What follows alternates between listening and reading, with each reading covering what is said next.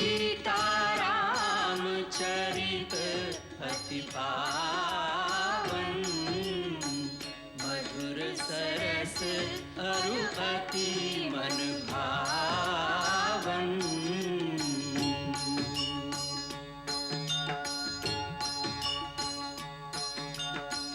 पुनि पुनि कितने हो सुने सुनाए, ये की प्यास बुझत न बुझाए।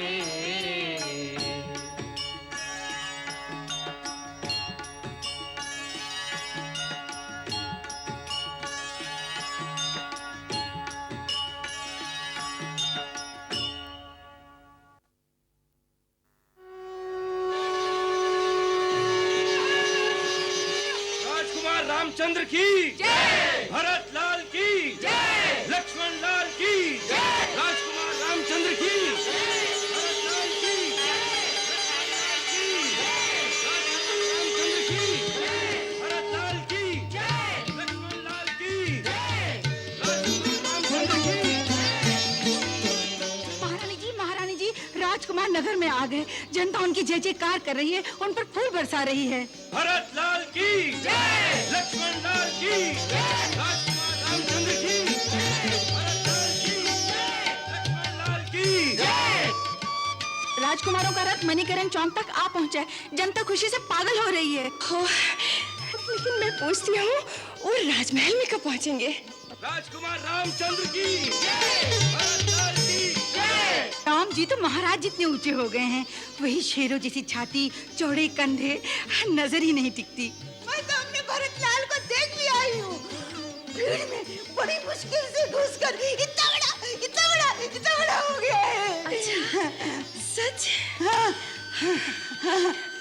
राम कैसा दिखता है? वो तो भरत से भी ऊंचा हो गया होगा। मैंने तो देखा ही नहीं, मैं तो अपने भरत को ही देखती रही। भरत को। राजकुमार रामचंद्र की जय, भरत लाल की जय, लक्ष्मण लाल की जय। महल में आ गए। चारों भैया राजमहल में प्रवेश कर रहे हैं। आ गए? वो राजमहल में आ गए?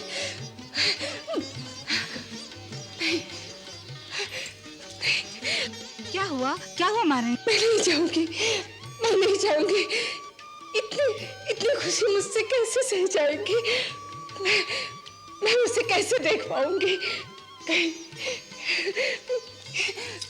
कहीं मेरी नजर न लग जाए, उन्हें।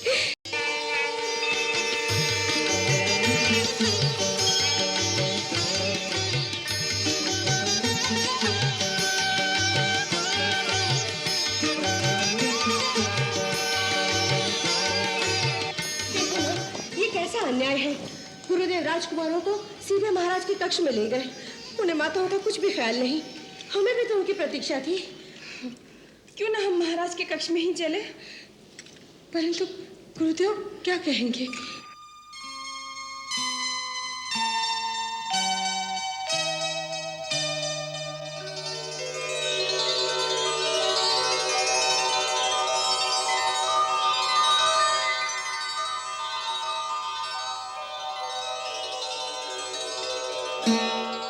मैं आपका पुत्र राम अपने भाइयों सहित अपने आप को आपकी सेवा में समर्पित करता हूं। आपकी आज्ञा का पालन करना आजीवन हमारा धर्म रहेगा। भगवान तुम्हें दीर्घायु प्रदान करे और सदा सुखी रखे। गुरुदेव, आपकी कृपा से आज मेरे चारों मनोरथ सफल हो गए। नरेश, तुमने नन्हे अबोध बालक हमें सौंपे थे। आज उन्हें पूर्ण पुरुष बनाकर वेद वेदांग, धर्मशास्त्र, समाजशास्त्र, अर्थशास्त्र, राजनीति, समस्त विद्याओं में पारंगत बनाकर हम तुम्हें सौंपते हैं। क्षमा कीजिए गुरुदेव, हम सब और अधिक प्रतीक्षा ना कर सकी। हम आपके दोषी हैं महारानी। देवी अरुंधति ने हमसे कहा था कि कुमारों को पहले माताओं के पास ले जाना, किंतु राजकीय शिष्टाचारों में हम भूल गए। हमें क्षमा करना। अब आपकी अमानत आपके हवाले करता हूं। एक बनवासी ने इनसे बड़ी कठोर तपस्या कराई, अब इन्हें अपने आंचल की शीतल छाया में समेट लो। राम, मां का स्थान ईश्वर और गुरु से भी ऊंचा होता है। जो भक्तिभाव से मां के चरणों की सेवा करता है, देवता भी उसकी पूजा करते हैं। जिन चरणों में कई स्वर्ग समाये हैं, उन मात्र चरणों की वंदना करो राम।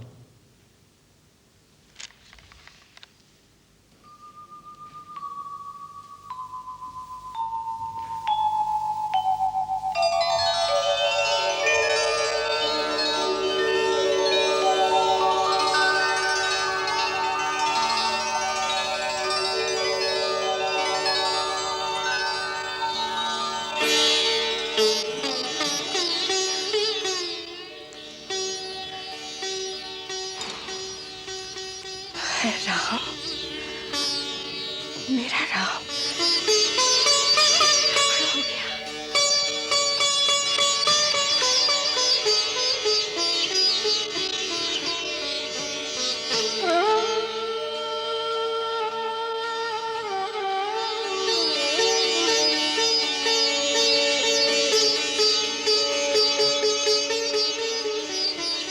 जुग जुग जियो, सदा खुश रहो।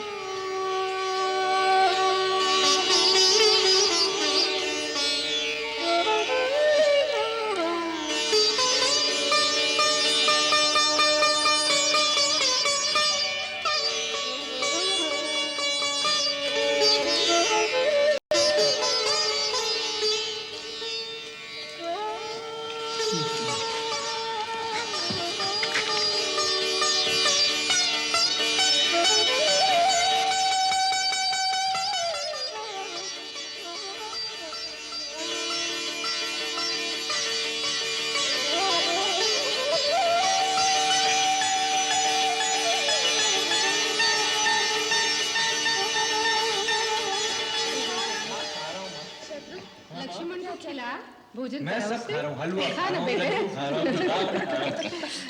बस माँ, और कितना खिलाओगी? लक्ष्मण, तू भोजन कर रहा है कि पक्षियों का चुग्गा चुन रहा है? कौशल्या बहन, आप तो राम की तरफ ध्यान ही नहीं दे रही हैं। उसने तो कुछ खाया ही नहीं। क्या करूं, सुनता ही नहीं। माँ, खा ले। आप खिलाइए ना। अच्छा, मैं खिलाती। ले, थोड़ा सा खा ले, थोड़ा सा।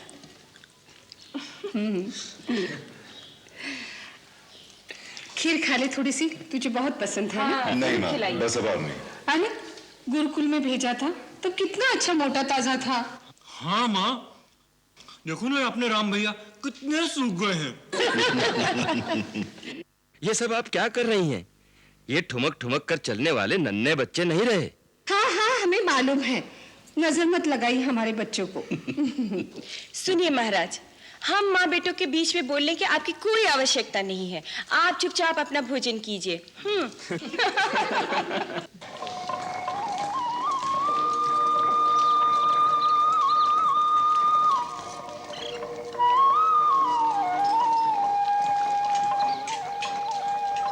अरे उपटर में थोड़ा चंदन तो और मिला।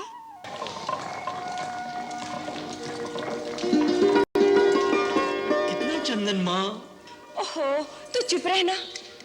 राजकुमारों का शरीर फूलों की तरह कोमल होना चाहिए। हमारे गुरुदेव कहते थे क्षत्रिय राजकुमारों का शरीर वज्र की तरह होना चाहिए, जिससे टकराकर शत्रु की तलवारें कुंठ हो जाएं। सो तो मैं देख ही रही हूँ। गुरुदेव ने पत्थर की ही तरह बनाकर भेजा है। उन्होंने ये नहीं सोचा कि जीवन केवल युद्ध ही युद्ध नहीं होता, उसमें प्रेम और श्रृंगार परम आवश्यक है। श्रृंगार? हाँ, गुरुदेव भला इन बातों को क्या समझेंगे? वो क्या जाने कि जब हमारे राजकुमार किसी दूसरे राज्य में जाएंगे तो वहाँ की राजकुमारियाँ हमारे राजकुमार को देखकर भला क्या कहेंगी? वो तो यही कहेंगी कि अयोध्या के राजकुमारों को प्रेम और श्रृंगार की विद्या आती ही नहीं। वो तो सिर्फ योद्धा बने मटकते फिरते हैं। उन्हें सुंदरता से तो कोई लगाव ही नहीं। पर माँ, हमारे गुरुदेव कहते थे पुरुष की असली सुंदरता उसकी वीरता में है। वीर पुरुषों के सहारे संसार के सभी प्राणी सुख और शांति से रह सकते हैं। किंतु लक्ष्मण, जिस वीरता में भावना की कोमलता ना हो वो सुंदर नहीं हो सकता। श्रृंगार रस के बिना जीवन रसहीन और सूना हो जाता है। और जिसका अपना जीवन सूना हो वो भला संसार को क्या सुख और क्या शांति दे सकता है?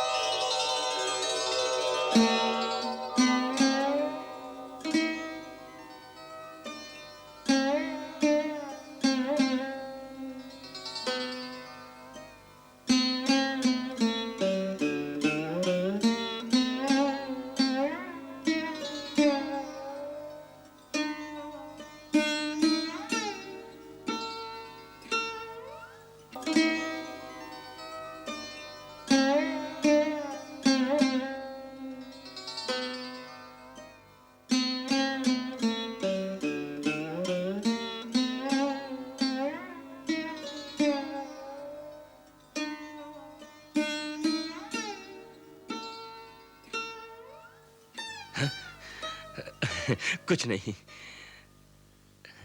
राम को देखने आया था। उसे देखे बिना नींद नहीं आती। जगा दूं?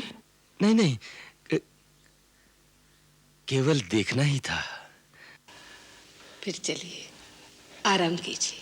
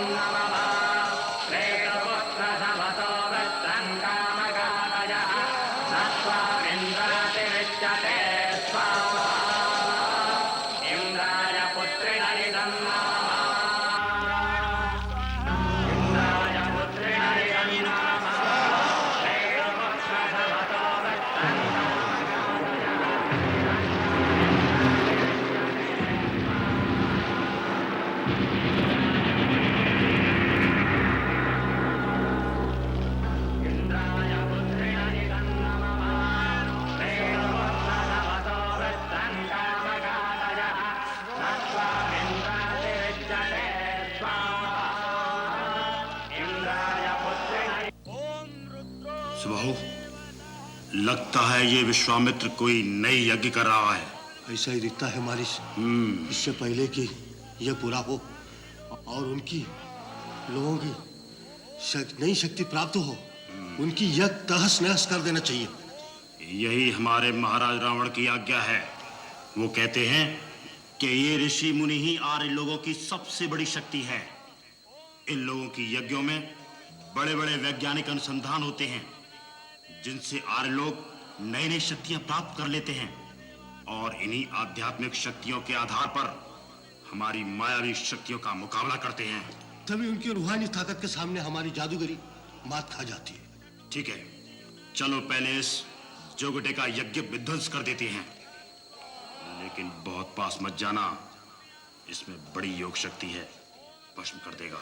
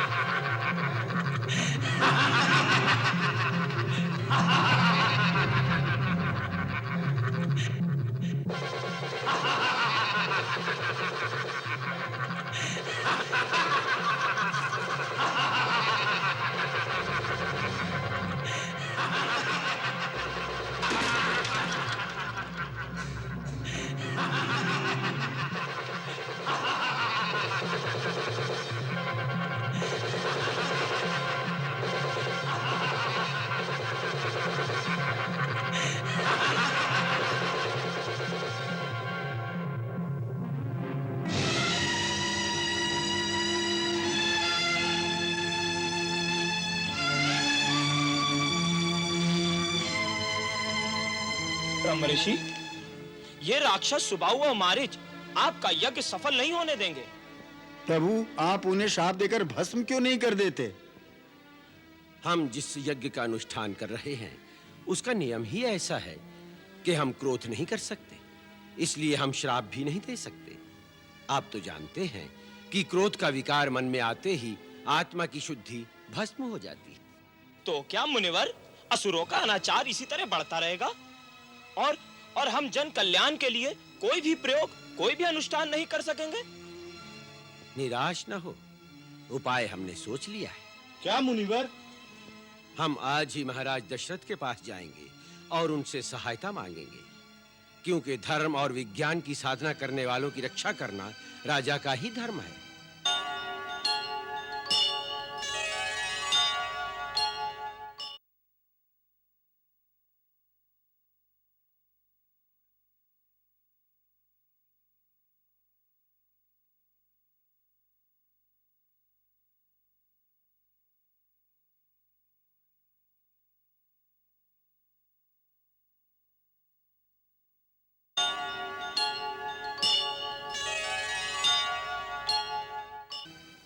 गुरु आश्रम से आने के बाद अयोध्या की सारी प्रजा की नजरें होनहार राजकुमारों पर लगी हुई है। अब समय आ गया है, राजकुमारों की रुचि के अनुसार जिम्मेदारी उनके कंधों पर डाल देनी चाहिए। चारों कुमार गुरुदेव के शिष्य हैं। किसकी रुचि किस क्षेत्र में अधिक है, गुरुदेव ये भली भांति जानते हैं। उनकी योग्यता के अनुसार कार्यभार निश्चित कर देंगे। महाराज की जय हो। महर्षि विश्वामित्र द्वार पर पधारे हैं। महर्षि विश्वामित्र अचानक? बिना किसी विशेष प्रयोजन के तपोवन छोड़कर विश्वामित्र जी नहीं आएंगे। जब ज्ञान और विज्ञान की ऐसी विभूति अतिथि रूप में आए तो राजशक्ति को आगे बढ़कर अभिनंदन करना चाहिए। उठिए राजन। जो आज्ञा।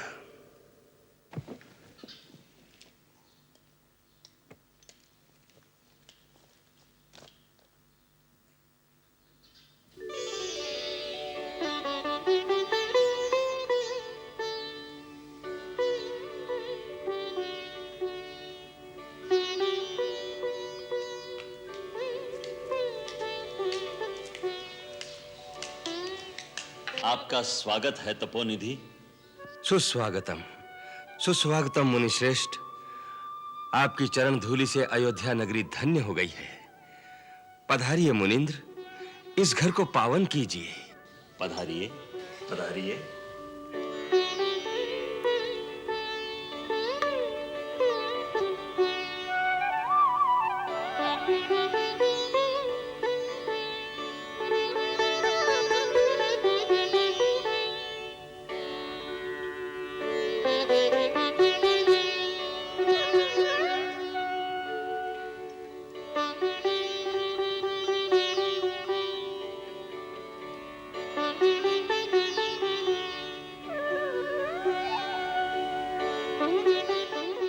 सूर्यवंश के राजा दशरथ, तुम्हारे साम्राज्य में सर्व कुशल मंगल तो है ना? जहां आप जैसी पुण्य विभूति के चरण कमल आ जाएं, वहां सब मंगल ही मंगल है। आपके आगमन से मेरा घर तीर्थ हो गया, मेरा जीवन धन्य हो गया। अयोध्यानाथ, तुम्हारी शिष्टता, तुम्हारी विनम्रता देखकर हम प्रसन्न हुए। हमें विश्वास हो गया है कि तुम्हारे राज्य में ऋषि मुनियों के धर्म और सत्कर्म निर्विघ्न पूरे होंगे। धर्म और सत्कर्म की सेवा में सर्वस्व समर्पण करने के लिए रघुकुल का बच्चा बच्चा वचनबद्ध है। आज्ञा कीजिए मुनींद्र, किस अभिप्राय से आपका यहां पधारना हुआ है? आपकी जो आज्ञा होगी दशरथ प्राण देकर भी उसे पूरा करेगा। धन्य हो रघुकुल शिरोमणि। इस पृथ्वी पर दूसरे किसी के मुख से ऐसे उदार वचन संभव नहीं है। और क्यों ना हो, आपको वशिष्ठ जैसे ब्रह्म ऋषि के उपदेश जो प्राप्त हैं। राजन, हमारे हृदय में जो बात है, हम जिस कार्य के लिए आए हैं वो कार्य पूर्ण करो। बस आपकी आज्ञा मात्र की ही देर है। राजन, तपोवन में असुरों के उत्पात दिन प्रतिदिन बढ़ते जा रहे हैं। हमारे यज्ञ, हमारी आध्यात्मिक साधना, ज्ञान विज्ञान के प्रयोग पूरे नहीं हो पा रहे। आर्य भूमि में ऐसा दुष्कर्म, दुस्साहस करने वाले लोग कौन हैं? लंका के राजा रावण के गुप्तचर सुबाहु, ताड़का का पुत्र मारीच अपनी मायावी शक्ति से हमारा कोई कार्य, हमारा कोई पवित्र अनुष्ठान पूरा नहीं होने देते और अपनी मायावी शक्ति से जन कल्याण के कार्यों में भी विघ्न डालते हैं। ऋषिराज, तपस्वी ऋषि मुनियों की सहायता हमारा धर्म है। अवध की सारी सेना आपकी सेवा में तैनात कर दी जाएगी। नहीं अयोध्यापति, सेना की सहायता से सुरक्षा का उपाय किया तो असुर शक्तियां भी आर्यवर्त की सीमाओं पर सेना का संगठन करेंगी और उसके लिए अभी उपयुक्त समय नहीं है। तो हम किस प्रकार आपकी सहायता कर सकते हैं? हम तुमसे तुम्हारे राम को मांगने आए हैं। हमें केवल राम दे दो, हमारी रक्षा का उपाय हो जाएगा। राम? नहीं नहीं, वो नन्हा सा बालक आपके कार्य को कैसे सिद्ध कर सकेगा? आप मुझे आज्ञा दीजिए। अपनी पराक्रमी सेना के साथ मैं स्वयं सबसे आगे रहकर आपके यज्ञ की रक्षा करूंगा। जब तक शरीर में प्राण रहेंगे तब तक आपके अनुष्ठान पर आंच नहीं आने दूंगा। राम तो अभी बालक है, युद्ध के दांव पेच का अनुभव नहीं, शत्रु के बलाबल, असुरों के छल कपट को नहीं जानता। मैं अपने राम को आपके साथ कैसे भेज दूं? ये नहीं हो सकता।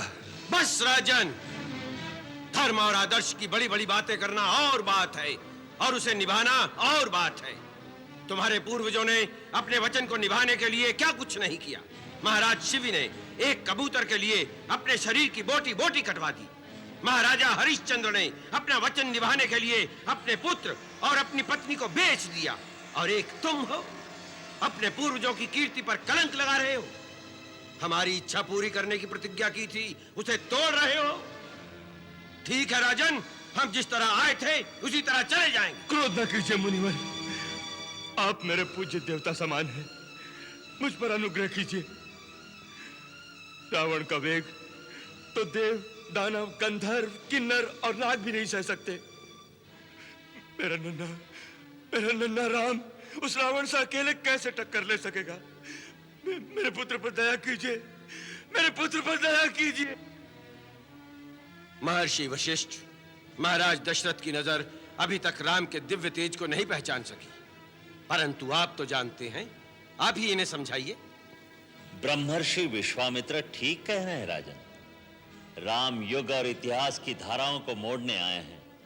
वो स्वयं मंगल भवन अमंगलहारी हैं। समय और काल बीत जाएंगे, युग बदल जाएंगे, वशिष्ठ और विश्वामित्र पुस्तकों की पन्नों में लिखे रह जाएंगे, पर राम का नाम धर्म और संस्कृति की पहचान बनकर अमर, अविनाशी बना रहेगा। परंतु गुरुदेव। नहीं राजन, तुम नहीं जानते। विश्वामित्र तो तुम्हारे पुत्र के कल्याण के लिए ही उसे लेने आए हैं। अन्यथा महर्षि विश्वामित्र स्वयं सुबाहु, मारीच आदि असुरों का नाश करने में समर्थ हैं, परंतु ये सारा गौरव राम को देना चाहते हैं। राजन, शंका मत करो, राम को इनके चरणों में समर्पित कर दो, इसी में सबका कल्याण है। संभव है इसी में सबका कल्याण हो। आप गुरुजनों की आज्ञा शिरोधार्य करता हूं। सुमंत्र। महाराज। राम को भेजने की तैयारी करो। जो आज्ञा।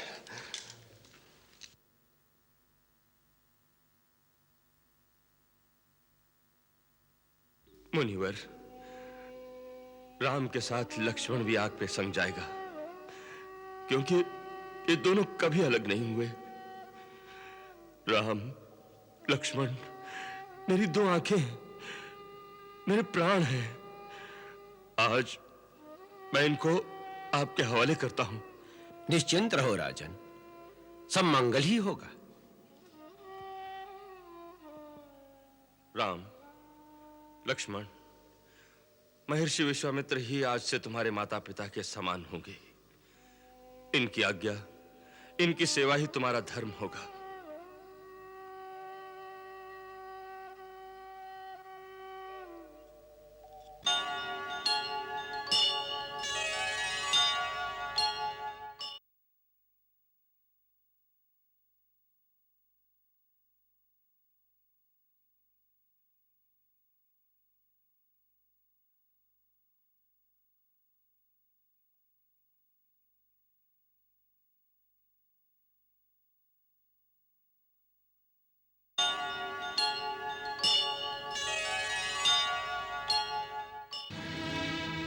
कितने कठोर हृदय पिता है आप। हमारे सुकुमार बालकों को भेज दिया मुनि विश्वामित्र के साथ राक्षसों से लड़ने के लिए। कितने वर्षों के बाद वो घर वापस लौटे थे। हम उन्हें जी भरकर देख भी न सके थे। हम जानते हैं तुम्हें कितना दुख हो रहा है, लेकिन हम क्या करें? हमने रोकने का बहुत प्रयत्न किया, लेकिन महर्षि विश्वामित्र किसी प्रकार माने ही नहीं। उनके न मानने से क्या होता है? आप इनकार कर देते। आप तो राजा हैं। हाँ, हम राजा हैं, इसीलिए इनकार नहीं कर सके रानी। आज हमें पता चला राजा का कर्तव्य कितना कठिन होता है, कितना बलिदान देना पड़ता है राजा को निजी भावनाओं का। पिता होने के नाते हमारा हृदय रो रहा था, लेकिन राजा होने के नाते महर्षि विश्वामित्र की आज्ञा का उल्लंघन नहीं कर सके। मुनि विश्वामित्र, वो तो ठहरे ही बैरागी। न उनका कोई कुटुंब, न उनका कोई घर। वो क्या जाने पुत्र मोह क्या होता है। रानी, इन महान विभूतियों के लिए देश और समाज ही उनका कुटुंब होता है। वो जगत भर के कल्याण के लिए सोचते हैं, किसी एक कुटुंब की ममता की बात नहीं सोचते। हमें उन पर विश्वास रखना चाहिए।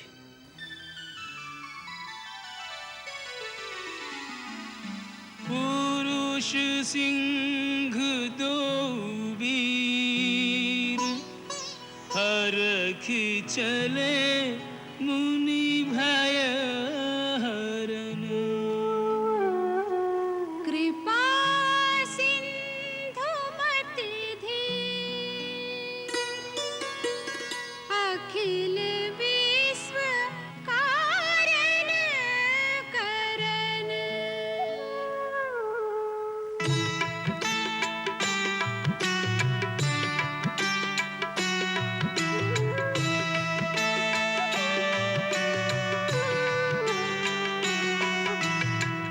अरुण नयन और बाहु विशाला, नील जलज तनु श्याम तमाला। नील जलज तनु श्याम तमाला। कटिपट पीत कसे बरभाता, रुचिर छाप सायक दुहाता। रुचिर छाप सायक दुहाता।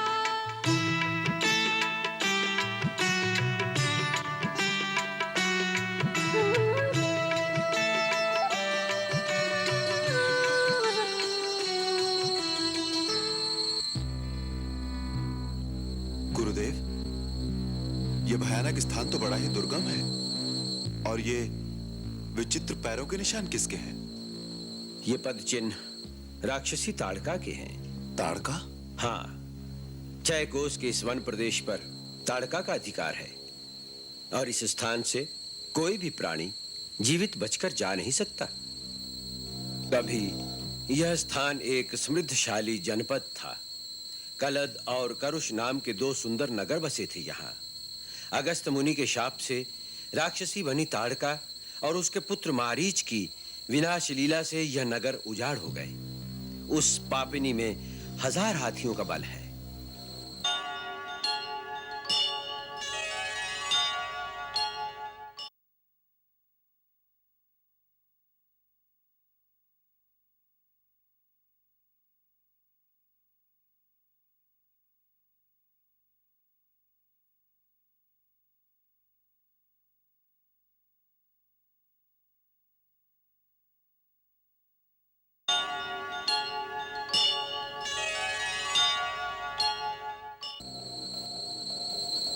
सावधान राम, यही ताड़का वन है। वो यहीं कहीं छुपी होगी।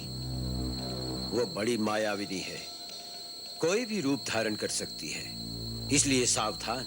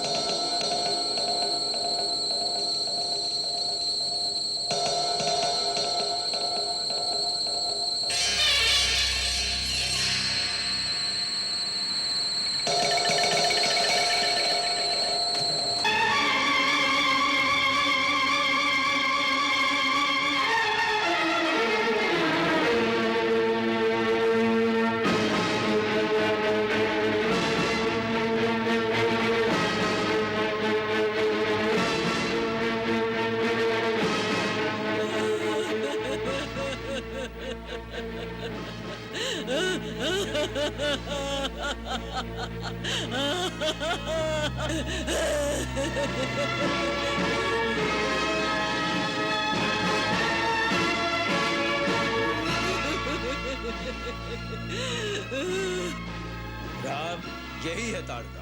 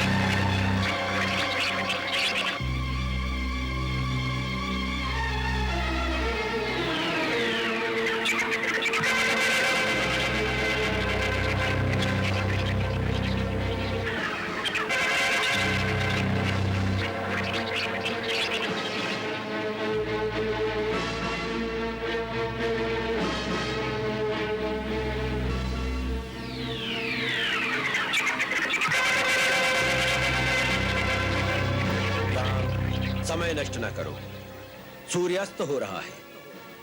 रात्रि के समय में इन मायावी निशाचरों की शक्ति बढ़ जाती है, फिर वे दुर्जय हो जाते हैं। ये हमारा आदेश है, इसका वध करो। मुनिश्रेष्ठ, मेरे पिताश्री का आदेश है कि मैं आपकी हर आज्ञा का पालन करूं। अब मैं आपके आदेश से इस दुष्टा की जीवन लीला समाप्त करता हूं।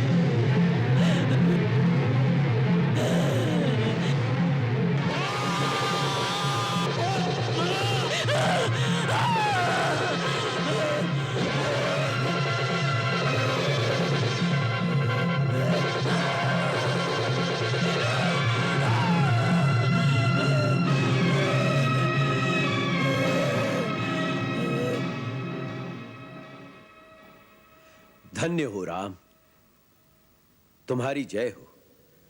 तीनों लोक में तुम्हारे सिवा कोई भी ताड़का को नहीं मार सकता था। अब हमें विश्वास हो गया कि तुम जगत कल्याण के निमित्त ही इस भूतल पर आए हो। इसलिए तुम्हारे ऊपर प्रसन्न होकर आज हम तुम्हें वो दिव्यास्त्र प्रदान करेंगे जो तीनों लोक में हमारे सिवा किसी के पास नहीं। अपने अनुग्रह, अपनी कृपा का पात्र मानकर आपने इस दास का गौरव बढ़ा दिया है मुनिराज। हम जानते हैं राम, वशिष्ठ मुनि ने पूर्ण शस्त्र विद्या देकर तुम्हें रण कौशल में पारंगत किया है, परंतु हम जो शक्तियां आज तुम्हें प्रदान करेंगे वो देवताओं को भी दुर्लभ हैं। अनेक लौकिक, पारलौकिक और वैज्ञानिक शोध के द्वारा आध्यात्मिक शक्ति से हमने जिन्हें सिद्ध किया है वो दिव्यास्त्र सारे संसार में एक साथ हमारे सिवा कहीं नहीं मिल सकते। एक युग से हम एक ऐसे योग्य पात्र की तलाश में थे जो जन कल्याण के लिए हमारी सिद्धियों का सही उपयोग कर सके।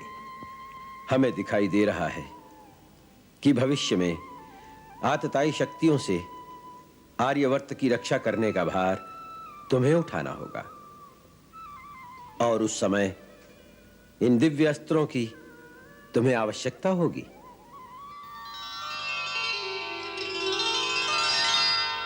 राम, क्षत्रियों के लिए शस्त्र आवश्यक है, परंतु शस्त्र धारण करने के भी कुछ नियम होते हैं।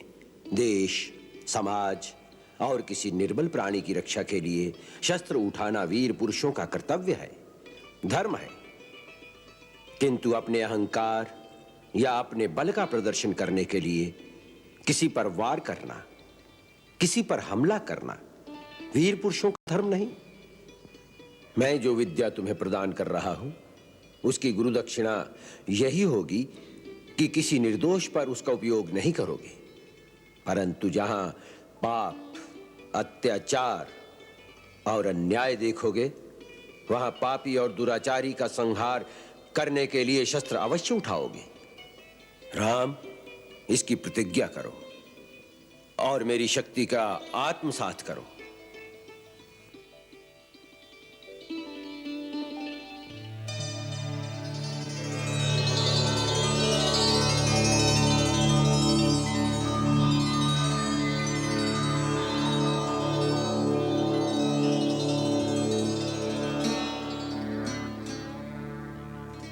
राम, अब मैं तुम्हें इन दिव्य अस्त्रों के आवाहन, संचालन और विसर्जन के मंत्र बताऊंगा, जिनके प्रभाव से तुम देवता, गंधर्व, नाग, असुर सब पर विजय पा सकोगे। वत्स, अस्त्रों में कई प्रकार की शक्तियां होती हैं।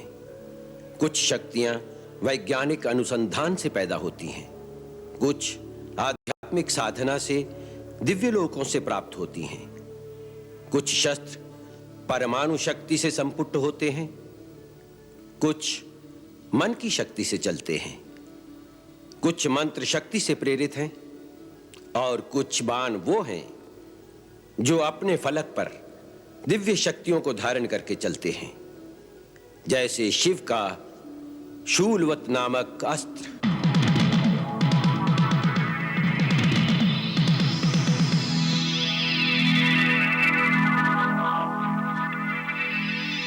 ब्रह्मास्त्र,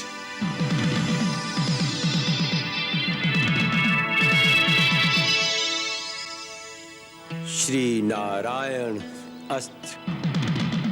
तब ऋषि निज नाथ ही जिय चिरी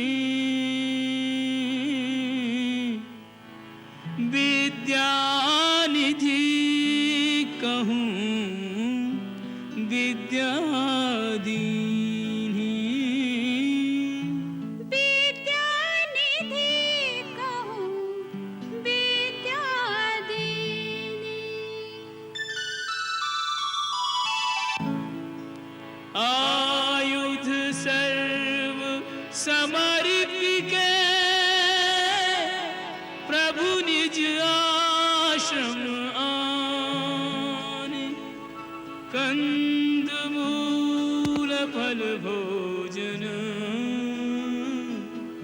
दीन भगत हित दुष्टा ताड़का का नाश करके आपने हमारे मन को यह विश्वास दिला दिया कि अब हमारे यज्ञ अनुष्ठान निर्विघ्न पूर्ण हो सकेंगे।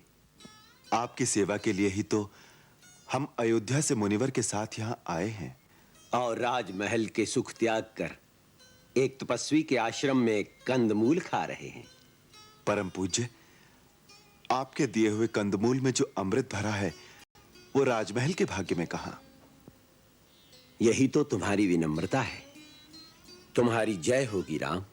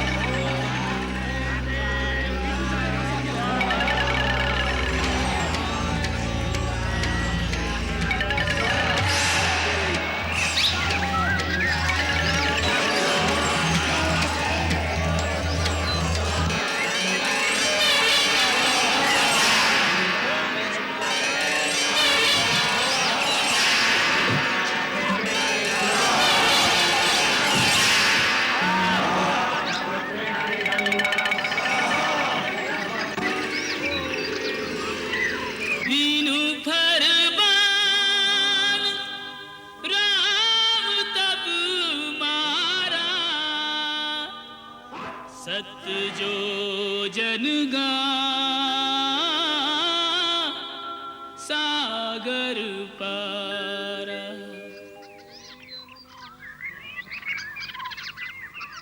दशरथ नंदन, सुबाहु और मारीच का संहार करके तुमने हमारे सिद्ध आश्रम को निर्भय निष्कंटक कर दिया। तपस्वी मुनिजनों की ओर से हम तुम दोनों भाइयों का अभिनंदन करते हैं। गुरुजनों का अभिनंदन नहीं, आशीर्वाद मिलना चाहिए। गुरुदेव, आपसे मिले ज्ञान और अस्त्र शस्त्रों की शक्ति से ही हम उन दुष्ट निशाचरों का नाश कर सके। यही तुम्हारी महानता है राम। सब कुछ करते हो, पर कर्ता का अहंकार तुम में नहीं आता। तुम्हारी सदा जय हो। महामहिम के चरणों में सादर प्रणाम। कल्याणमस्तु। गुरुदेव, मिथिलेश्वर महाराज जनक के एक विशेष सामंत कुछ शुभ संदेश लेकर आपकी सेवा में आए हैं। दर्शन की आज्ञा चाहते हैं। उन महानुभाव को अतिथि कक्ष में ले जाओ, उनका सत्कार करो। उनसे मिलने हम वहीं आएंगे। हमें ये जानकर प्रसन्नता हुई कि महाराज जनक अपनी पुत्री राजकुमारी सीता का स्वयंवर रचा रहे हैं। मुनिवर, आपके आशीर्वाद से उनका यह शुभ कार्य निर्विघ्न संपन्न हो, उसके लिए महाराज ने आपसे विशेष प्रार्थना के लिए इस दास को भेजा है। हम विदेहराज जनक का आमंत्रण पाकर बहुत प्रसन्न हुए। महाराज को हमारा आशीर्वाद। उन्हें कहना कि हम अवश्य आएंगे।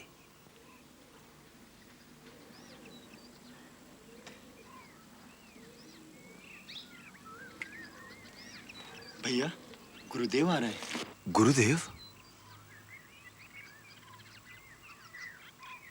प्रणाम गुरुदेव। पधारिए। बैठो वत्स।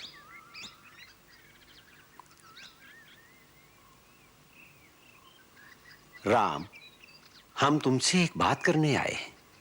गुरुदेव, आपने क्यों कष्ट किया?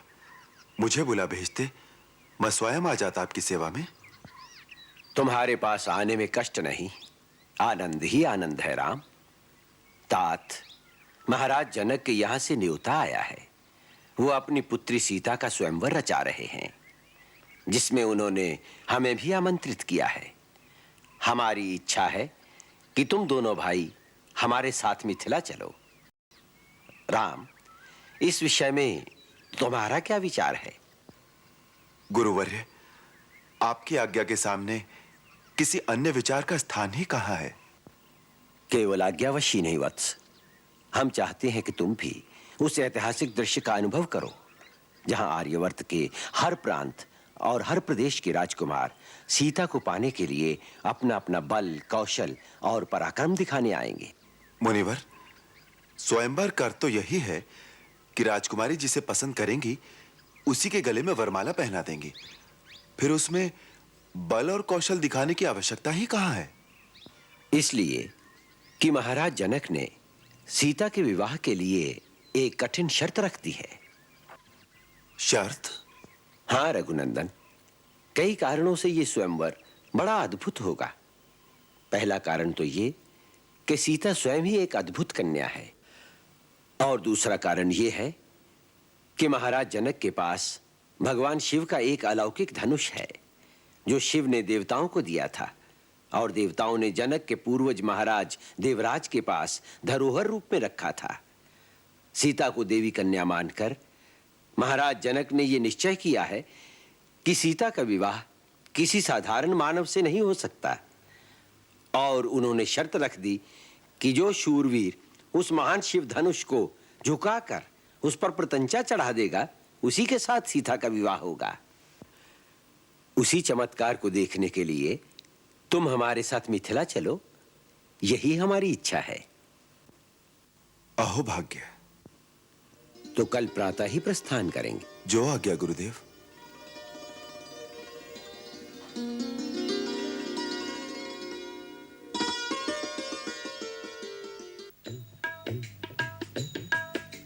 चले राम लक्ष्मण मुनि संगा, चले राम लक्ष्मण मुनि संगा, गए जहां जग पावनी गंगा, गए जहां जग पावनी गंगा,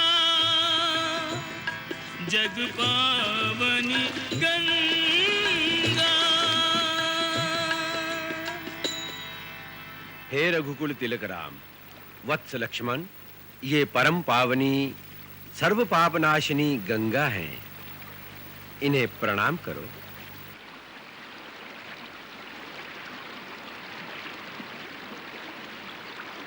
वत्स राम, पवित्र गंगा नदी का पुष्पों से पूजन करो। वत्स लक्ष्मण, तुम भी पुष्प लो, तुम भी पूजन करो।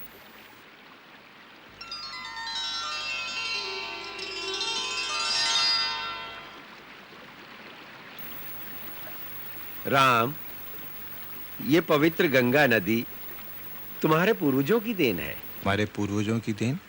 हाँ, बैठो।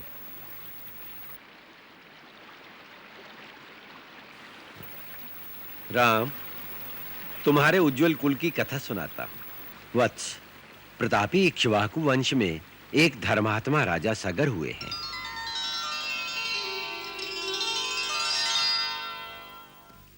एक बार जब वह अश्वमेध यज्ञ कर रहे थे,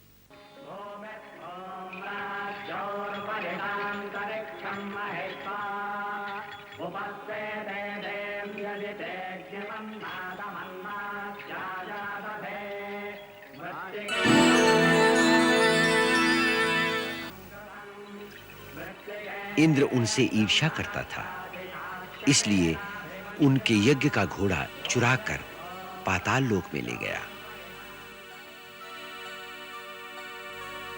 वहां उसने वो घोड़ा कपिल मुनि के आश्रम में छोड़ दिया।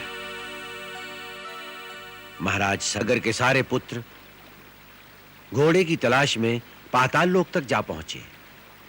उन्होंने कपिल के आश्रम में घोड़े को देखकर महात्मा कपिल का अपमान किया। उनके दुर्व्यवहार से कुपित होकर महर्षि कपिल ने सगर के पुत्रों को शाप देकर भस्म कर दिया। फिर उनका उद्धार करने के लिए गंगा को स्वर्ग से धरती पर लाना आवश्यक हो गया, परंतु यह काम बहुत कठिन था। महाराज सगर, उनके बाद महाराज अंशुमान, उनके पुत्र महाराज दिलीप ये काम न कर सके। फिर दिलीप के पुत्र महाराज भगीरथ ने यह निश्चय किया कि वो गंगा जी को धरती पर लाकर अपने पितरों का उद्धार करेंगे। उन्होंने गंगा जी को धरती पर लाने के लिए घोर तपस्या की।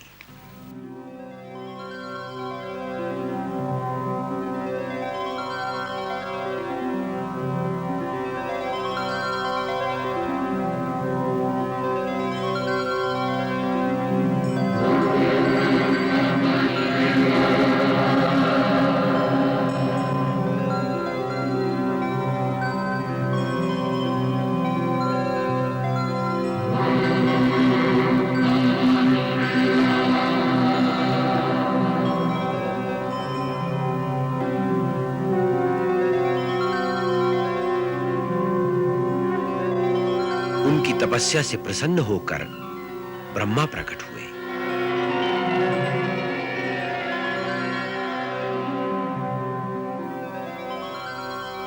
और उन्होंने गंगा को धरती पर लाने का वरदान भगीरथ को दिया।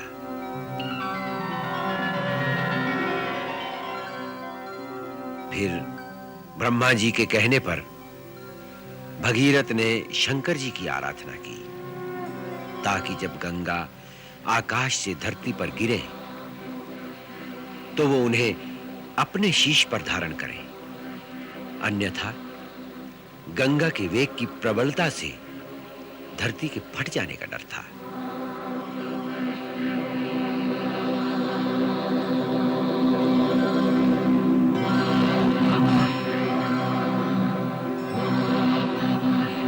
भगीरथ ने फिर घोर तपस्या की और भगवान शिव को प्रसन्न कर लिया।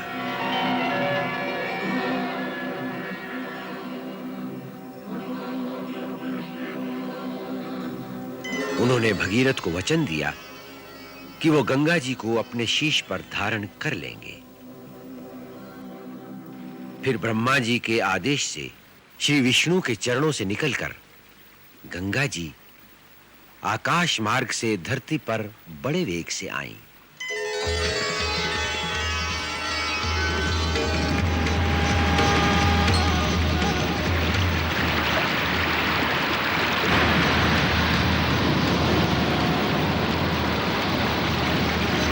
भगवान शिव ने उन्हें अपनी जटाओं में समेट लिया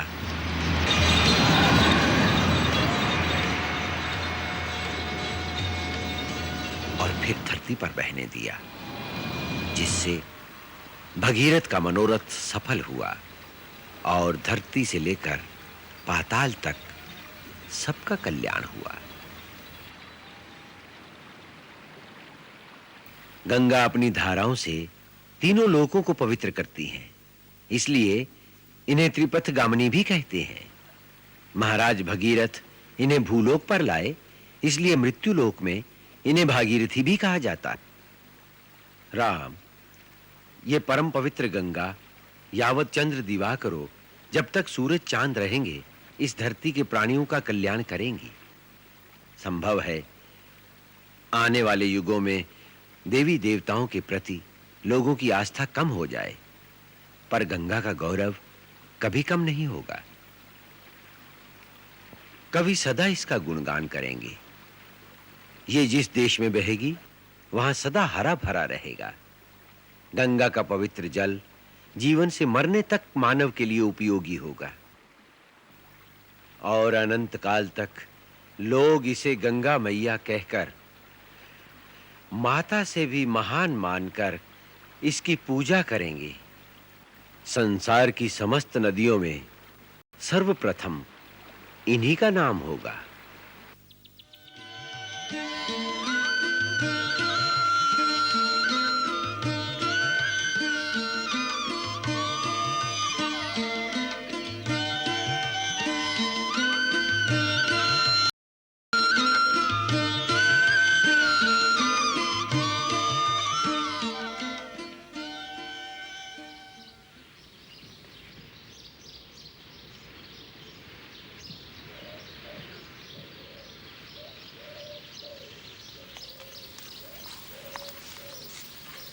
गुरुदेव, यह आश्रम बड़ा विचित्र लग रहा है। न ही पूरी तरह उजड़ा हुआ और न ही पूरी तरह बसा हुआ। पत्ता पत्ता सूख गया है, परंतु ये तुलसी का पौधा अभी भी हरा भरा है। ये क्या भेद है गुरुदेव? तुमने सच कहा है राम। यह बड़ा विचित्र स्थान है, जहां गौतम ऋषि के शाप से सब कुछ उजड़ गया, परंतु एक तुलसी का पौधा अभी तक इसलिए जीवित है क्योंकि एक नारी की आत्मा यहां पर वास करती है। एक नारी की आत्मा? हां, एक अभागन नारी, जिसके साथ एक पुरुष ने छल किया और दूसरे ने उसको दंड दिया। ये कैसी अद्भुत कथा है गुरुदेव। ये कौन लोग थे जिन्होंने ऐसा किया? दो महान पुरुष, एक देवताओं का राजा इंद्र और दूसरा उसका पति महान तपस्वी ऋषि गौतम। पर क्यों? यह एक नारी के दुर्भाग्य की करुण कथा है। महर्षि गौतम की पत्नी अहिल्या परम सुंदरी थी, जिसके कारण देवराज इंद्र उस पर आसक्त हो गया।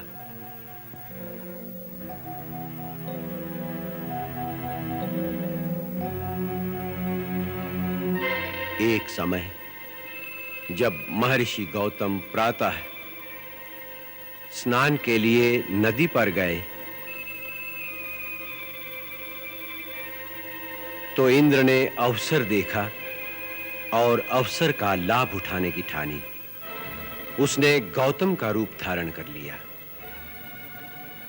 गौतम का रूप धारण करने के पश्चात अहिल्या से समागम के लिए वो दबे पांव चुपके चुपके अहिल्या की कुटिया की ओर चल पड़ा।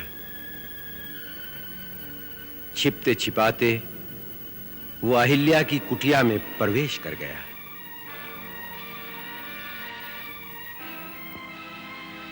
जिस समय इंद्र छिपकर अहिल्या की कुटिया से निकल रहा था, उसी समय गौतम मुनि स्नान करके वापस लौट रहे थे।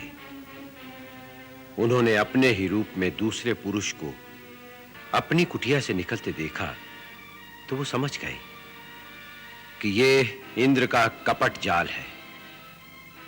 क्रोध में भरकर उन्होंने इंद्र को शाप दिया और उसे विफल कर दिया।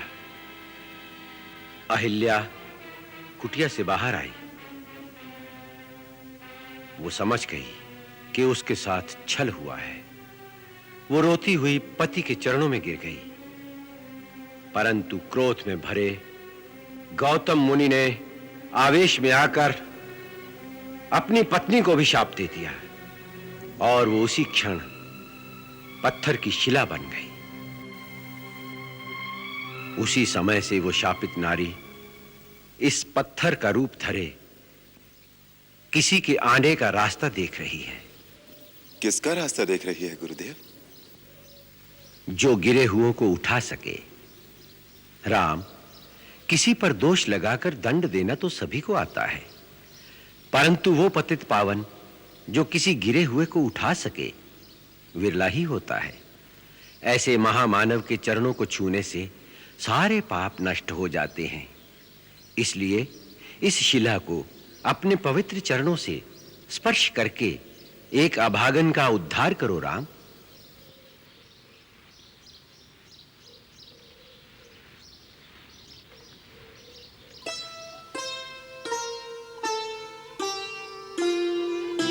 श्री रामचंद्र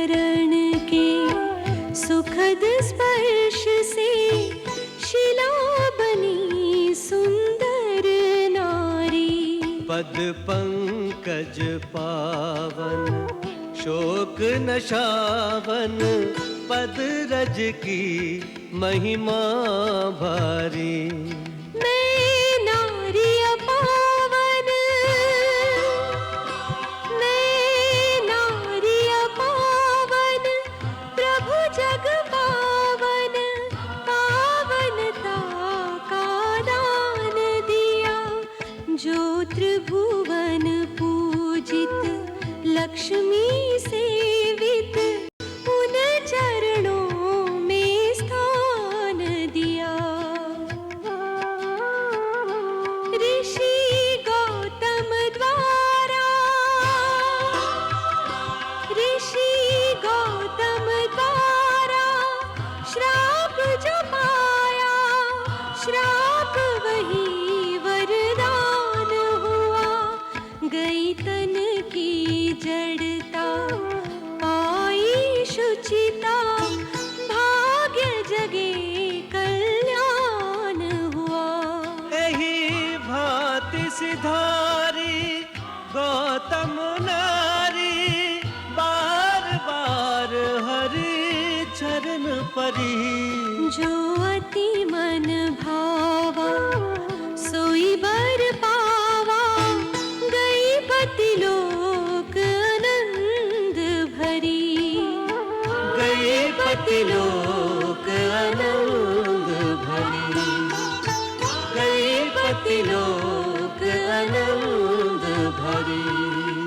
राम हरि जय राम हरि, राम हरि जय राम हरि, राम हरि जय राम हरि, राम हरि जय राम हरि, राम हरि जय राम हरि, राम हरि जय राम हरि, राम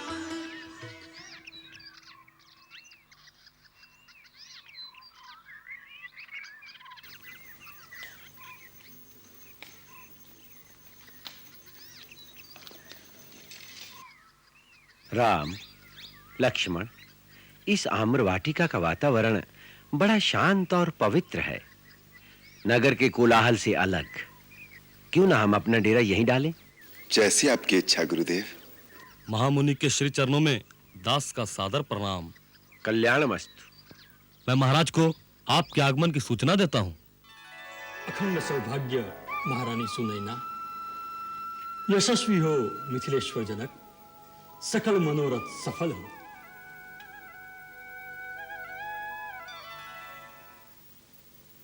गुरुदेव, आपकी कृपा बनी रहे, इसी में हमारा कल्याण है।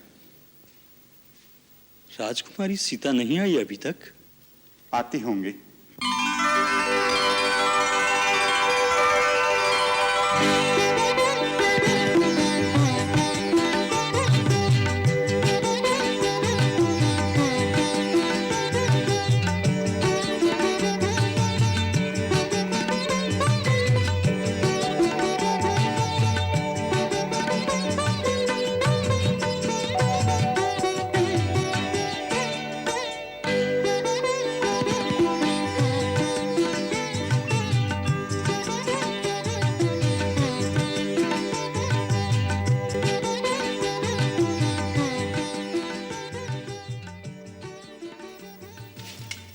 गुरु शतानंद के चरणों में प्रणाम। तुम्हारी मनोकामना पूर्ण हो बेटी।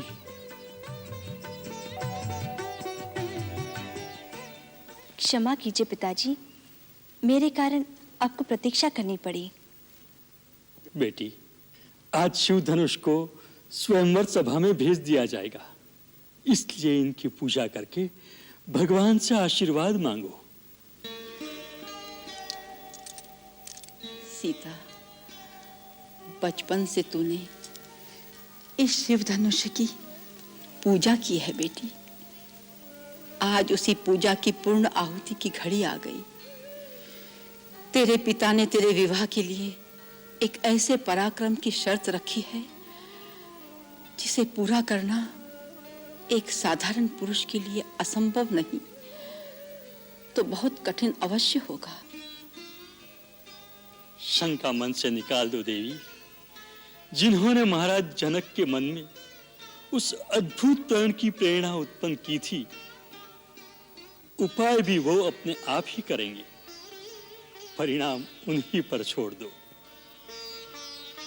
आशंका और अविश्वास को मन से निकालकर भगवान आशुतोष पर भरोसा रखो। वो सबकी मनोकामना पूर्ण करते हैं। उनके इस पूजनीय धनुष के कारण कभी किसी का अमंगल नहीं हो सकता। चलो महाराज, पूजा करें।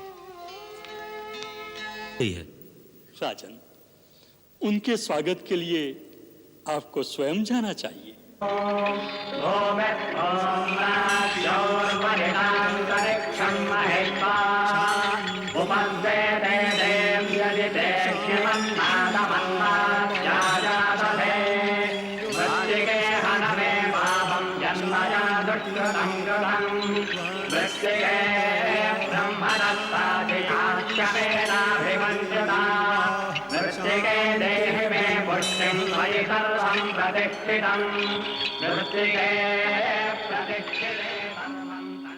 पधारिए विदेह जनक। राजन, विराजिए।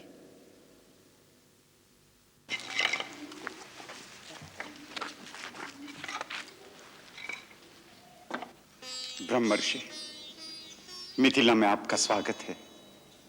आपके चरण रज से जनकपुरी पावन हो गई। हमारे निवेदन मात्र पर आपने मिथिला तक आने का कष्ट किया। इस अनुग्रह से हम कृतार्थ हो गए। विदेहराज, आप तो स्वयं ऋषियों में महर्षि तथा ज्ञानियों में महाज्ञानी हैं। आपके प्रेम पूर्वक आग्रह को हम कैसे टाल सकते थे? प्रभु, अब मेरी प्रार्थना है, आप राजमहल में चलकर निवास कीजिए, जिससे इस सेवक को स्वयं आपकी सेवा करने का अवसर मिल जाए।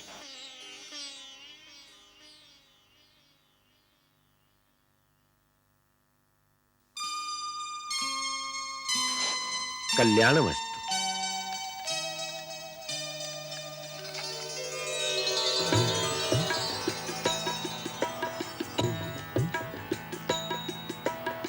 मूर्ति मधुर मनोहर देखी, मूर्ति मधुर मनोहर देखी, भयं विदेह विदेह विसेखी, भयं विदेह विदेह विसेखी।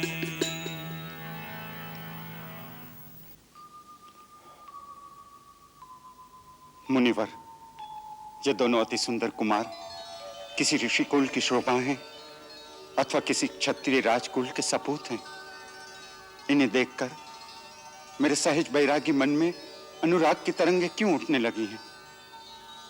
मेरी आत्मा को ऐसा लगता है कि जैसे स्वयं परब्रह्म मनुष्य के रूप में धरती पर आ गए हैं। विदेहराज, तुम्हारा मन कभी झूठ नहीं बोल सकता। इनकी मोहिनी ही ऐसी है कि संसार के हर प्राणी का मन मोह लेते हैं। राजन, सभी को प्यारे लगने वाले ये दोनों भाई रघुकुल मणि महाराज दशरथ के पुत्र हैं, राम और लक्ष्मण। महाराज दशरथ ने इन्हें असुरों से हमारे यज्ञ की रक्षा करने के लिए हमारे साथ भेजा था। वहां इन्होंने सुबाहु, मारीच, ताड़का का संहार करके सिद्धाश्रम को आपदाओं से मुक्त करवाया। जब आपका निमंत्रण आया तो ये दोनों वहीं थे, इसलिए हम इन्हें अपने साथ ले आए। मुझे इनके दर्शन करा के आपने मुझ पर ऐसी कृपा की है मुनिनाथ, कि जैसे कोई चांद को चकोर से मिला दे या ब्रह्म को जीव से मिला दे। ब्रह्मर्षि। गौतम कुमार शतानंद जी, हम जानते हैं आप क्या पूछना चाहते हैं। जनकपुर आते हुए हम श्री राम को श्री गौतम मुनि के आश्रम में ले गए थे, जहां श्री राम के चरण स्पर्श से आपकी माता देवी अहिल्या शाप मुक्त होकर अपने पति से उसी प्रकार जा मिली जैसे परशुराम की माता रेणुका अपने पति से जा मिली थी। ब्रह्मर्षि, मैं आपका कृतज्ञ हूं।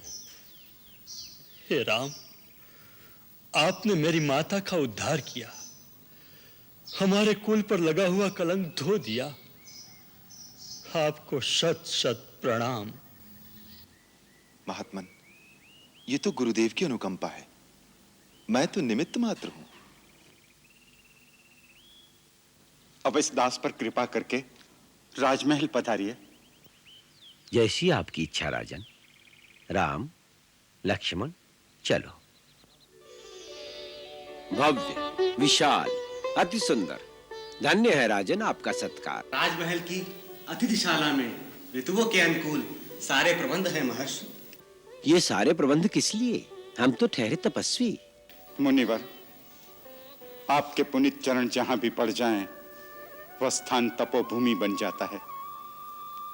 परंतु आपके साथ अयोध्या के राजवंश का आतिथ्य करने का सौभाग्य जो मिथिला को प्राप्त हुआ है, इससे बढ़कर हमारे लिए और क्या गौरव हो सकता है। भगवान, हमारे प्रबंध में कुछ त्रुटि रह जाए तो हमें उदारता से क्षमा कीजिएगा। शतानंद जी, आपके प्रबंध में त्रुटि हो ही नहीं सकती। महाराज जनक, आप हमारी चिंता न करें, आप अपने दूसरे अतिथियों की ओर ध्यान दें। जो आज्ञा।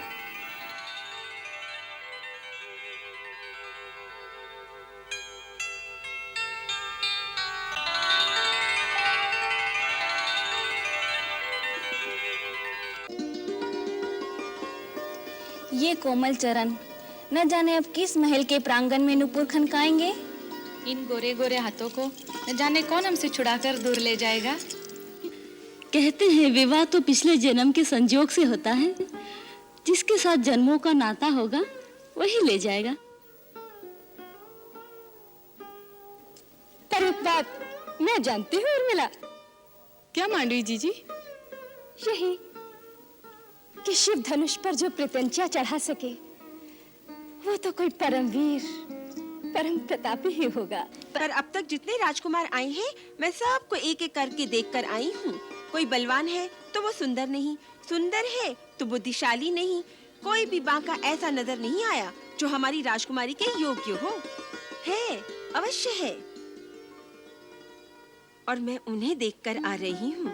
इसे देखकर आई हो?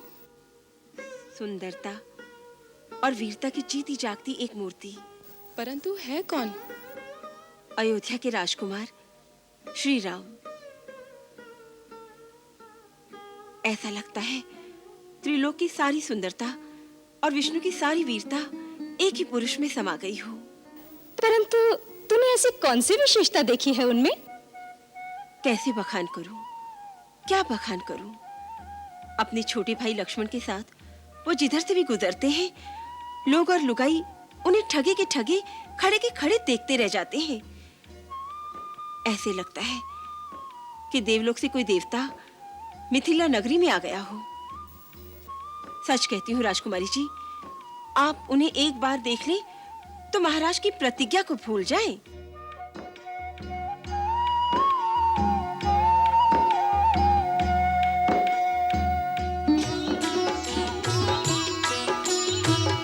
मुनिवर शयन कीन्ही तब जाई, लगे चरण चापन दो भाई, लगे चरण चापन दो भाई।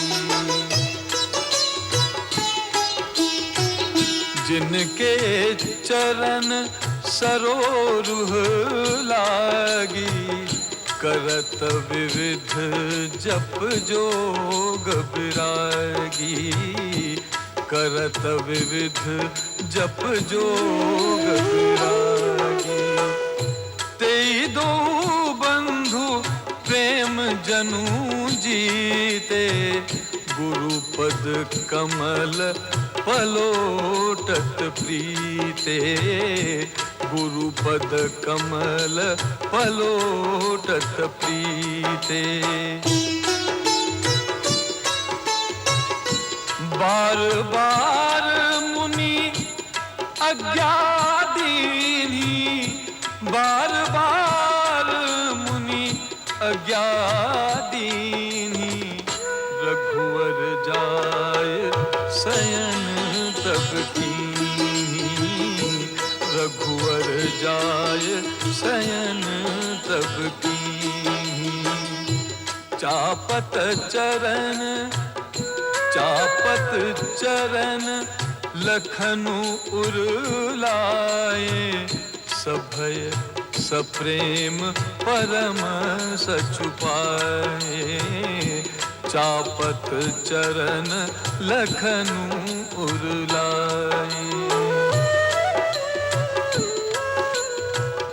पुनि पुनि प्रभु कह सोवहु ताता। पुनि पुनि प्रभु कह सोवहु ताता। पौड़ी धरी उरपद जल जाता। पौड़े धरी उरपद जल जाता।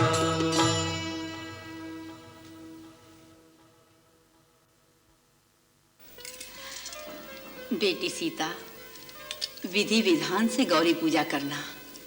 अक्षत, धूप, दीप, नैवेद्य मैया को समर्पित करके भवानी के चरणों में ध्यान लगाना और माँ से प्रार्थना करना तुम्हारे योग्य वर मिले। आप ही चल के पूजन कराइए ना काकी जी। नहीं बेटी, इस पूजा में महारानी नहीं जाती। स्वयंवर या विवाह से पहले गौरी पूजन का जो विधान है उसमें केवल कुंवारी कन्याएं जाती हैं। वो भी केवल उसी मंदिर में जहाँ भगवती का रूप कुमारी का रूप होता है। कुमारी का पूजन करके मनोवांछित वर का वरदान गौरी मैया से मिलता है। और मिले मांडवी, सीता जी को संभाल कर ले जाना। चलिए जीजी।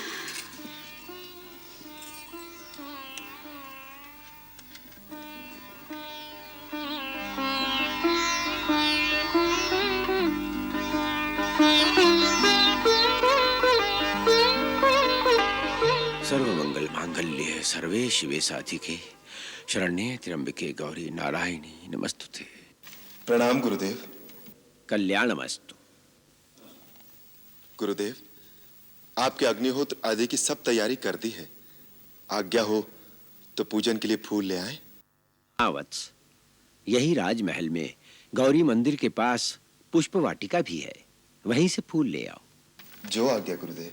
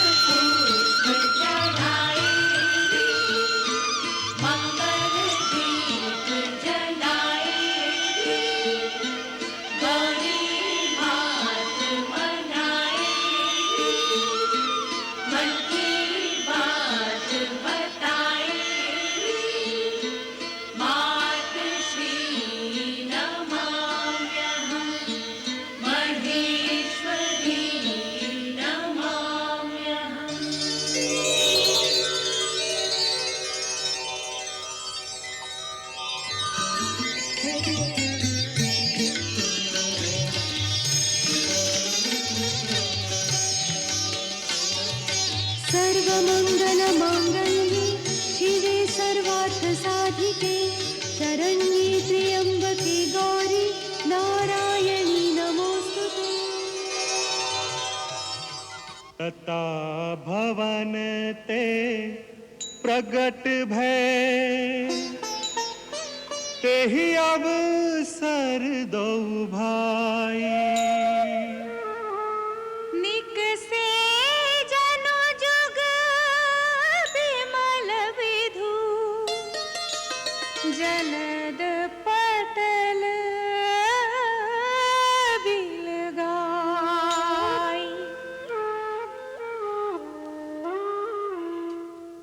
भाई, हमें गुरुदेव की पूजा के लिए थोड़े से पुष्प चाहिए। आपकी आज्ञा हो तो आपके इस पुष्प वाटिका से ले लें। हाँ हाँ, ले लीजिए। ये सब पूजा के लिए पुष्प है। धन्यवाद।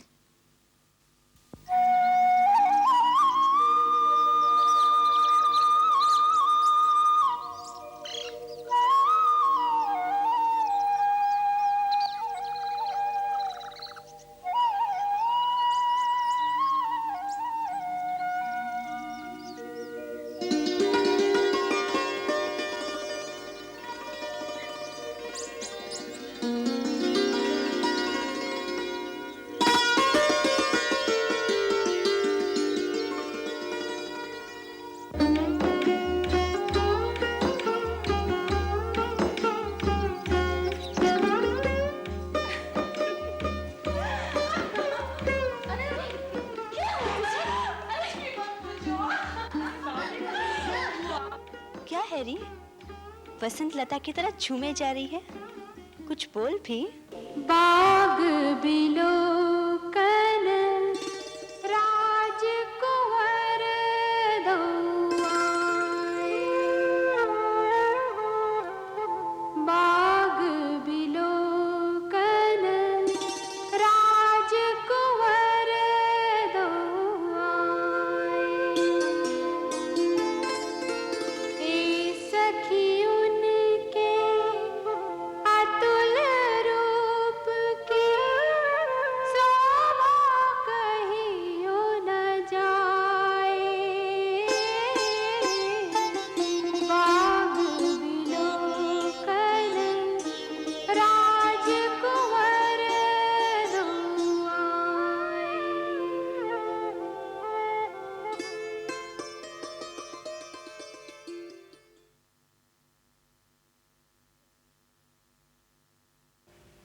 चलो ना सीते, एक नजर उन्हें देख तो लो। हाँ हाँ चलो देखिए, कौन है वो जिन्होंने अपने रूप से सारी जनकपुरी को लुभा रखा है। चलो ना सीते।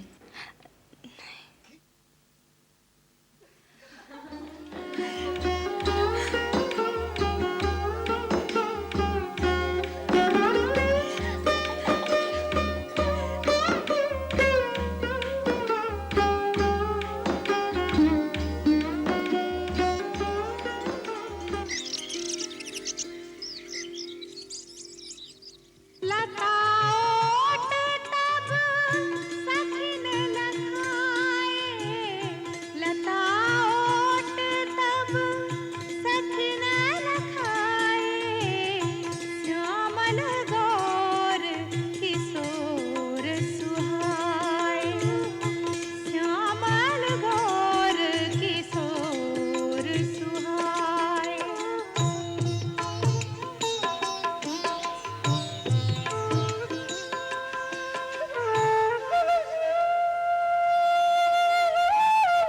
सुमिर सिय नारद बचन,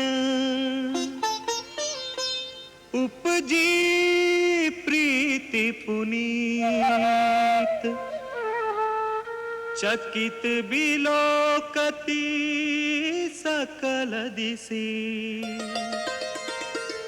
जनु शिशु मृगी सभीत।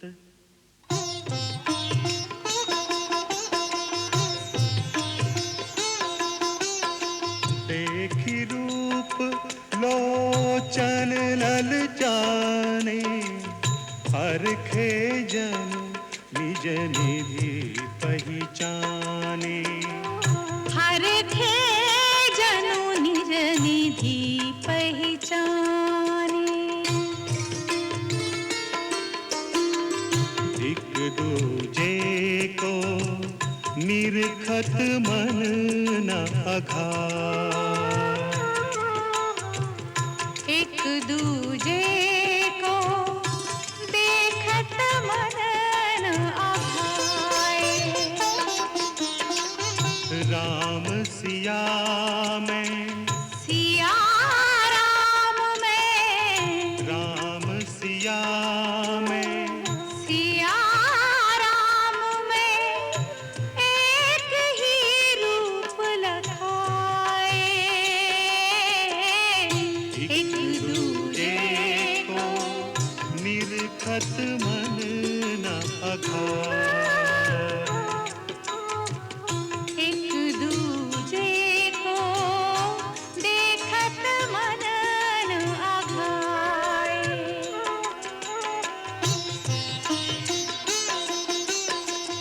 अधिक स्नेह देह भई भोरी, सरद ससी जनु चित चकोरी, सरद ससी जनु चित चकोरी। लोचन मन राम ही उरखानी, दीन्हे पलक कपाट सयानी, दीन्हे पलक कपाट सयानी।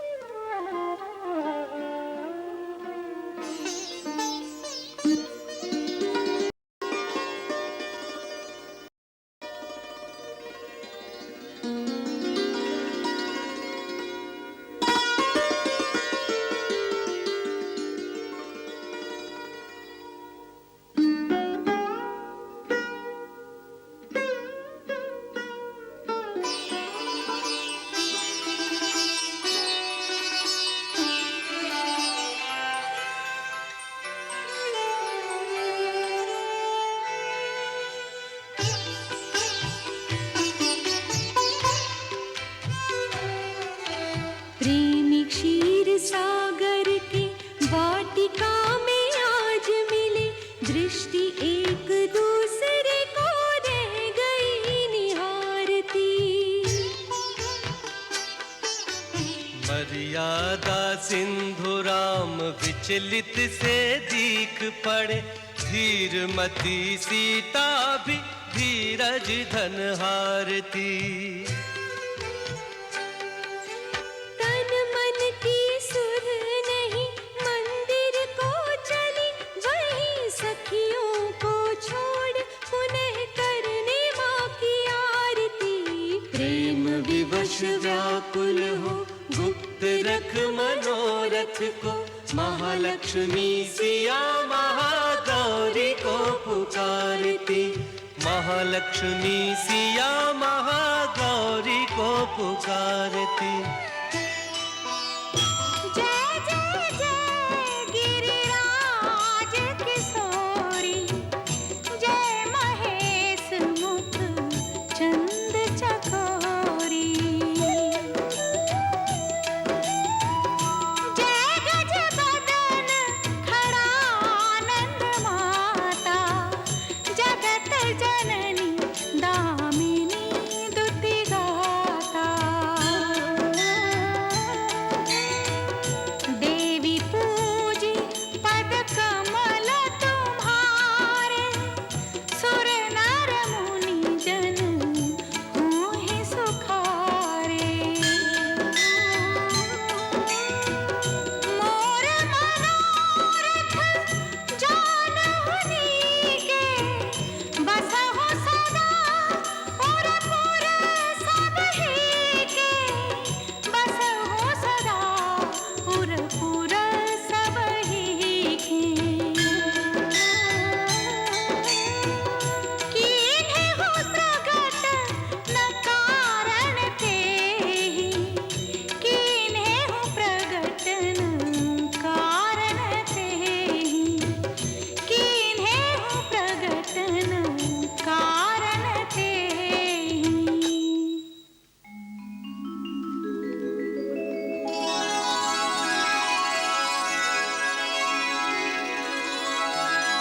विनय प्रेम बस भई भवानी,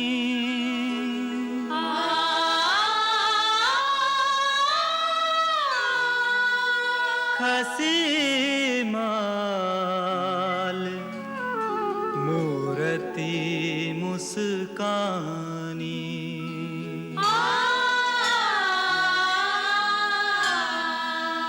सादर सिए प्रसाद सिर धरऊ,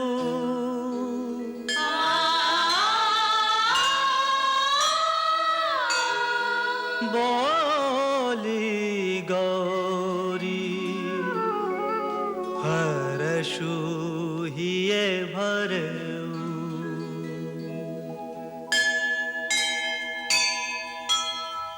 सुनो सिया सत्य आशीष हमारी, पूजहि मनोकामना तुम्हारी।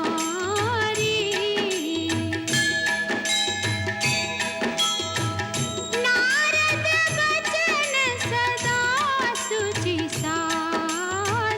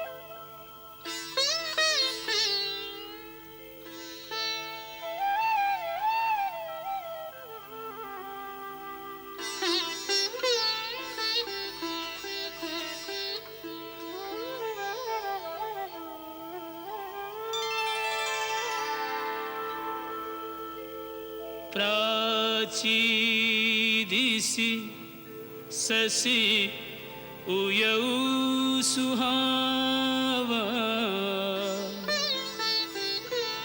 सिय मुख सरिस देखे सुख पावा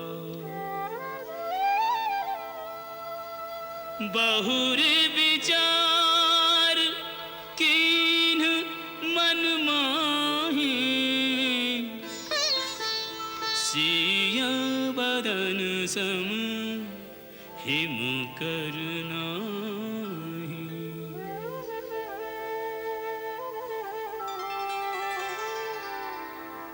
जन्म सिंधु पुनि बंधु विषु दीन मलिन सकलंक सिया मुख समता पाव किमी चंद बापुरो चंद बापुरो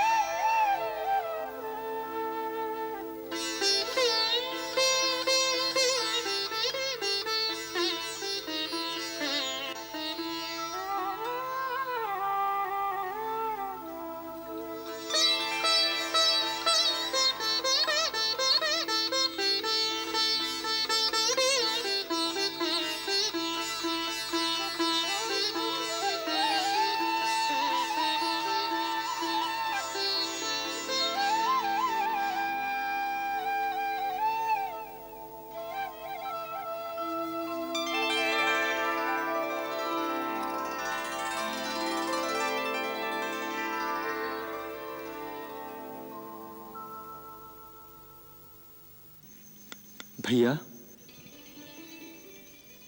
क्या बात है? कुछ नहीं लक्ष्मण।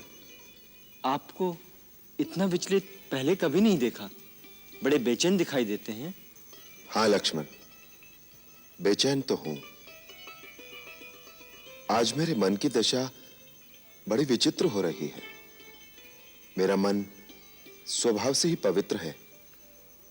उसके शांत जल में जैसे किसी ने कंकर फेंक दिया है, जिससे मन के शांत सरोवर में भावनाओं की लहरें उठती चली जा रही हैं और हर लहर में सीता की छवि दिखाई दे रही है। चंद्रमा को देखता हूं तो लगता है सीता झांक रही है।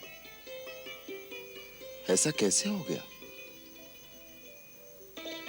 हम रघुवंशियों का मन तो भूल से भी गलत रास्ते पर नहीं जाता। सपने में भी पराई स्त्री के बारे में नहीं सोच सकता। हो सकता है वो पराई ना हो। हाँ, अभी उनका स्वयंवर ही तो होने वाला है। क्या होने वाला है ये तो विधाता ही जाने।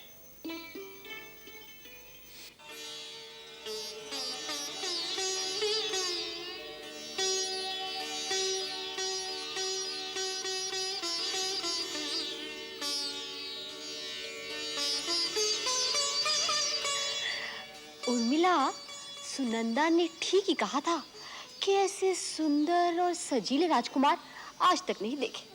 उनके मुखार बिंद की ऐसी शोभा है कि उसके आगे बेचारा चंदा भी फीका लगता है। क्यों जीजी? अरे जीजी से क्या पूछती है? वो यहाँ हो तब ना। तन यहाँ है और मन पुष्प वाटिका में चोरी हो गया है। जब मन ही अपना न रहे तो तन की सुध-बुध कहाँ रहती है? उर्मिला, वो राजकुमार इतने सुकोमल हैं, उनसे वो शिवधनुष उठेगा या नहीं?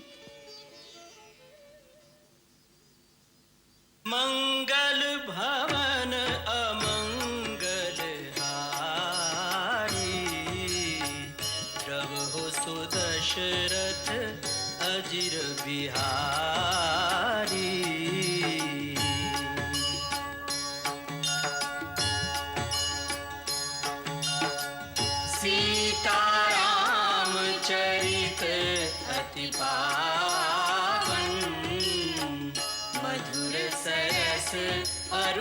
अति मन भावन।